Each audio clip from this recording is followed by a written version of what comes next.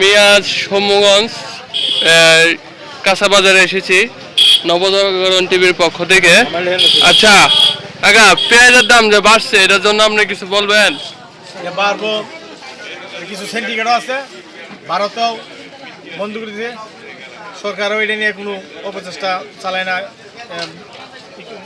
আচ্ছা, পেঁয়াজের দাম যে বাড়লো এই জন্য কি এই মনে করেন গরিব যারা আছে তাদের কি ধরনের সমস্যা হতে পারে? সমস্যাই তো হচ্ছে, 20 টাকার কে পেঁয়াজ 100 টাকা কিনে খাইতে সমস্যা হয় না? করবেন গরিব বিশাল সমস্যা। আচ্ছা, আমরা তো কিনতে পারি না। কালকে কত টাকা কেজি ছিল? কালকে ছিল 60 টাকা কেজি, আজকে 100 টাকা কেজি। একদিনে 40 টাকা বাড়ছে? একদিনে 40 টাকা বাড়ছে। আচ্ছা, তাহলে কিছু পদক্ষেপ নেওয়ার দরকার উচিত অবশ্যই। আর কিছু বলতে চাইলে বলতে পারেন। না, আর কি বলবো, সরকারের অবহেলা আছে কিছু। আচ্ছা, আপনার কিছু বলার আছে? আপনি তো দোকানদার, আপনার কিছু বলার আছে? আমি কি বলবো, কালকে 60 টাকা বেচে আজকে 100 টাকা বাজার কি করে লাগতেছে আমাদের বাজার থেকে।